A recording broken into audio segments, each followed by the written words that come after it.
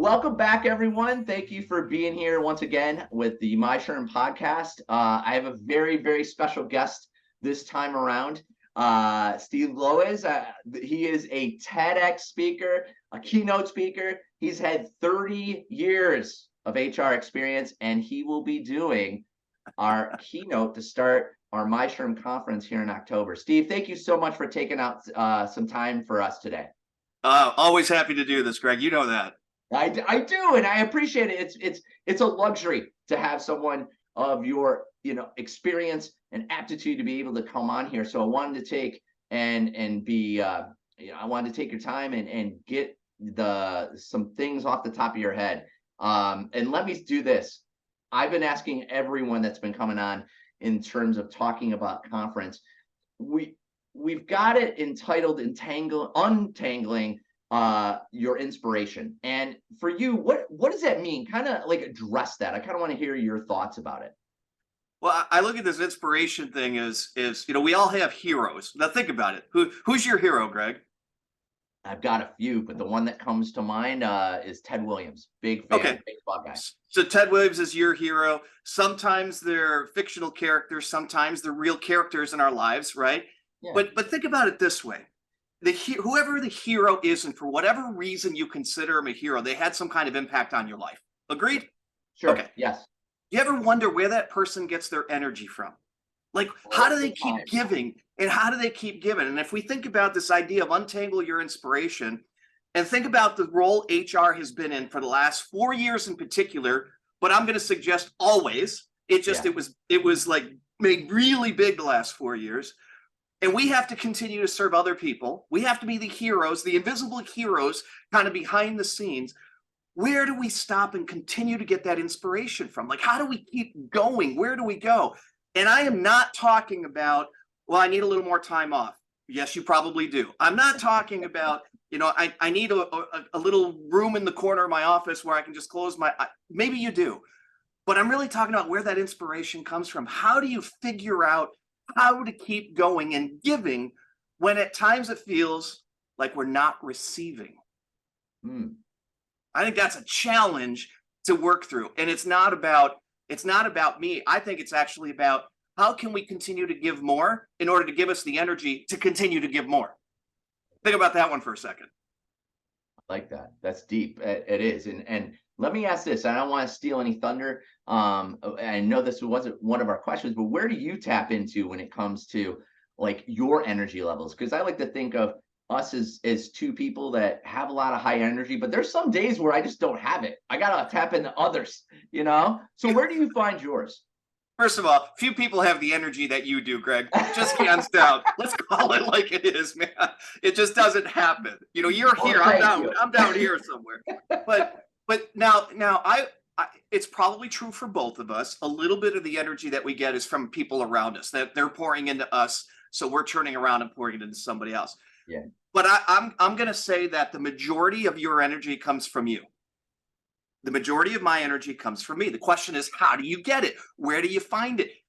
How do you create it when it feels like those days that it's not there? You can't keep looking to other people to fuel it. You can't, because we'll be disappointed, especially when we're in a role like HR, when we are kind of the invisible hero of the conversation. We're not getting the majority of it from somewhere else. So how do we get it from ourselves? Like that. That's what we're going to answer, though. So that's why I didn't want to take it. I'm like, I know it's coming. I'm like, I'm not giving it to you. Yeah. but I think if we approach it in a unconventional way, then we get to unmask those invisible heroes. We get to, the HR community gets to unmask who they really are. But I think they got to dig down a little bit deeper. And this is going to be practical, but I'm going to do it through questions. I love it. So I'm going to get people thinking and answering it for themselves. I'm not giving the answer because I think it's a little different for each person. I agree. And we talk about it all the time in the sense of, people don't argue with their own data. So I love the fact that you're giving it to them to answer. I think that's awesome. And let me facilitate the next question based on what you just said and what I'm really curious about. You've seen it over the last 3-4 years. You're absolutely right. HR, it should be it should be constant in terms of being able to help the business all the time. It's not always seen that way. So here's the thing. What do you think the biggest issue in the HR profession today is? I know that's a loaded question, but and there might not be one thing, but I just want to hear from your angle. So I don't think it's one thing. I think you're right on that, but I'm going to address one. But so in preparation for this, right, I went online and just did a quick Google search like we all do. And I also used artificial intelligence, my chat GPT, to say, what's the biggest issue that HR has to deal with today? And it gives you all the typical ones. Well, you got to find more people. You got to retain more people. You got to develop. Everybody's got the same freaking top 5 list. Yeah. I don't think that's it. I'd agree. Now, I think all of those are issues. I think we all have to address those issues. But here's what I think. This is just one guy's perspective in this conversation that I think affects all of that. Okay. I think we're asking HR people to be responsible for something that they're not responsible for. I'll give you an example of this. Okay. Yes, HR is part of having a recruiting engine to recruit the right people. But it's the HR manager or the hiring manager that ultimately has to play their role in order to do the actual hiring. Yes. It's HR is being blamed for not having employee engagement. Well, that's BS, because it's their job to bring the tools and the methods, but it's the leader's job to actually implement those. And we're holding people accountable for something that they're really not supposed to be held accountable for. And I think it's too easy for too many HR folks to fall prey to that. And then they're always feeling like they can never do enough. They're always feeling like they never make an impact. Well, their impact should be felt in a different way. It's not responsible for those things. It's responsible for bringing those things to the table. And then it's up to the business, the leaders, to actually execute on those things. I think that's an issue, and probably number one. I love it, because one of the things, and at conference, I mean, shameless plug, I'm going to be talking about accountability. And I love that you said that, because so many times people don't set and get expectations on both sides. It's like, hey, I want you to do X, but we don't know or understand what the outcome should be for both parties. There's a disconnect, and then both parties come back to the table and are pissed off with one another because they didn't know what the expectations were, right? Yeah, so go ahead. Greg, I can bring you the best leadership development, engagement, system, tools, processes known to mankind. I don't think there's just one, but I can do that. But if you as the leader does nothing with it, is it your responsibility or is it mine? It's not mine as the HR person. It's yours, right? So I think that's a challenge we got to come to grips with before we can handle actually fixing any other challenges. I like that. So let me ask this, because I think a lot of times, based on what you've said, and I have a feeling about it too, but I want to hear your answer. And that is, a lot of times the C-suite or leaders or owners or business executives don't see that HR suite, that CHRO, those leaders in the HR community, as a strategic source to help grow the business. And what I'd like to know is this. I guess it's twofold. One is, how does HR get seen more strategically? And then number two, how do they execute strategically? Well, first of all, I think there's a lot of HR folks that are very strategic. I agree. They have a seat at the table, quote unquote. They're the counselor to the CEO. And I know of a couple of organizations in Metro Detroit where it's almost like the CHRO is running the business. So let's just lay that out there. However, I do think there's some challenges in general that anybody in HR has to pay attention to in order to create the level of influence to be seen as a strategic leader or as a strategic part of the group, because often HR is seen as the compliance police. Now, you got to have that person. We've got to stay out of trouble. We can't make all the stupid mistakes and all of that. But to me, that's like the cost of entry. Yeah. Right? How are most leaders wired? Not to work in terms of being on the defensive, which is compliance and so on. Again, you got to have it. You got to have defense on every football team, don't you, Greg? Yes, of course. But how do most leaders think when you talk about the term strategy?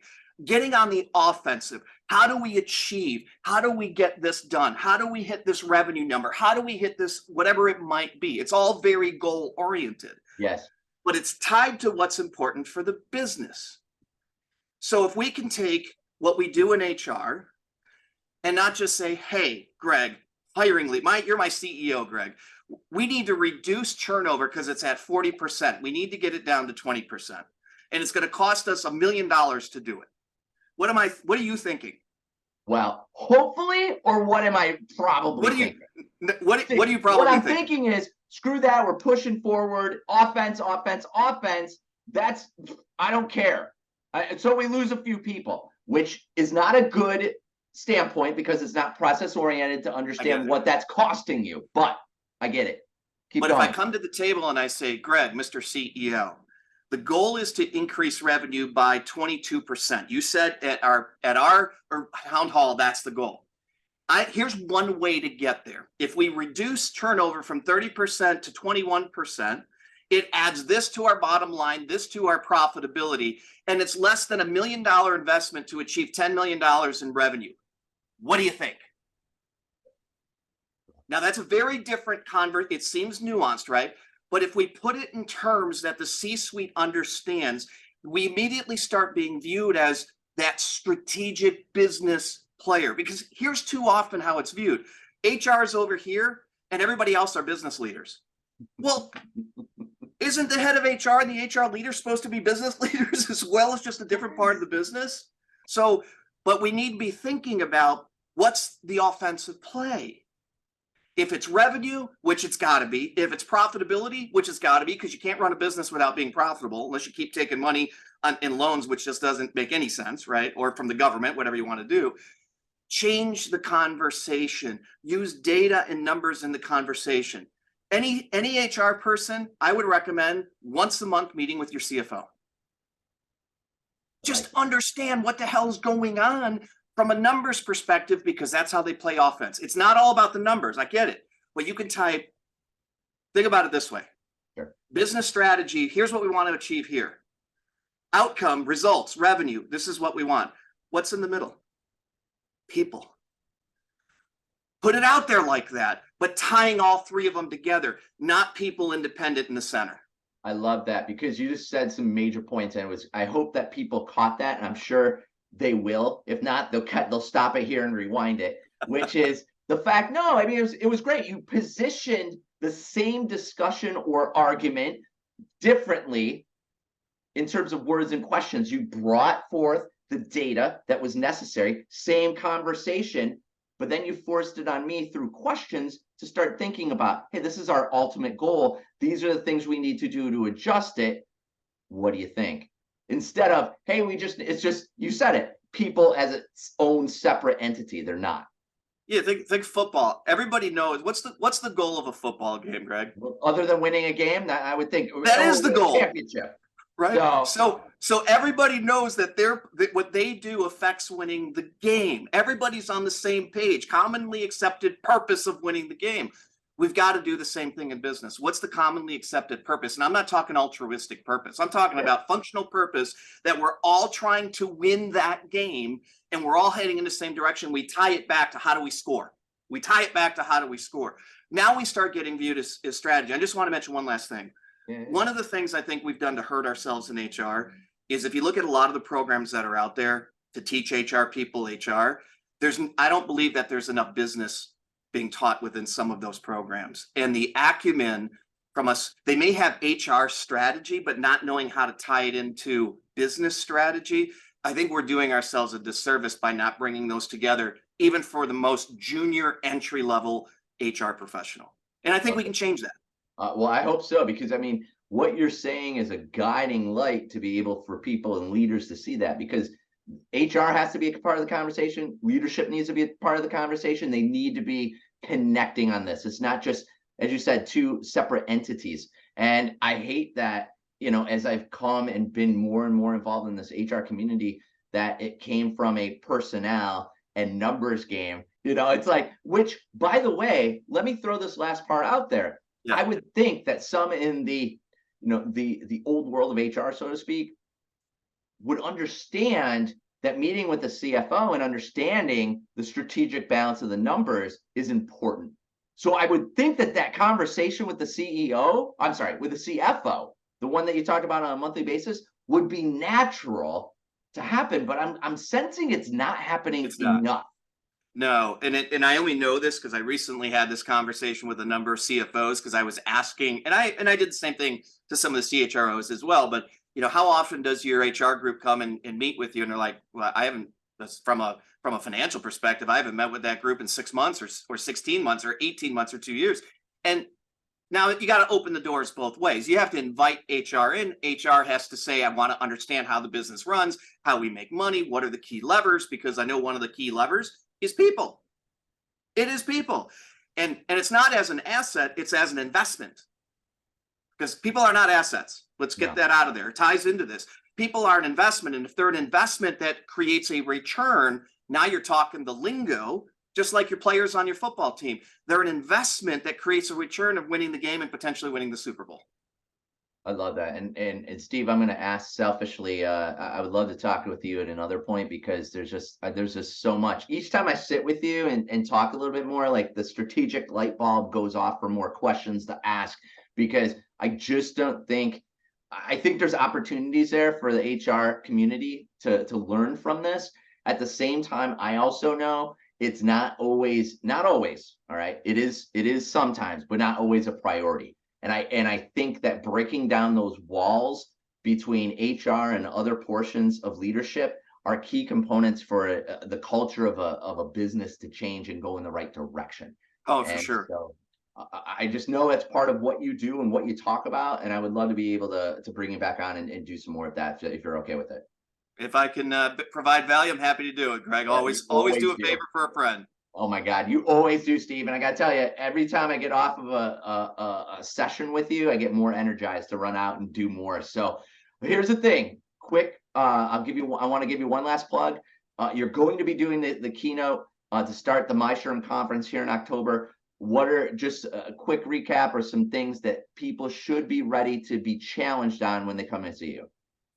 Don't come in expecting to give you a safe space to operate within when it comes to recharging yourself. I'm going to ask everybody to actually do a little more work, not less. I love it. I love it. And I think when people leave and they hear the questions that you're asking them that they have to answer, I think they'll understand why. So I'm excited to see this and be a part of it, and also to ask myself some serious questions. So I'm excited, Steve. And for all of those for being here, thank you again for watching. This is Steve Lowisz. Come see him. I know I won't have to beg on that. He'll have a great session in terms of keynote at the start of MISHRM conference here in October. Those 30 years of HR experience are going to come in handy for us, and I can't wait to see it, Steve. Thank you so much for being on today. Always happy to do it, Greg. Thanks so much. Thank you. Have a great one, and have a great one to you, everyone. Thanks for stopping by.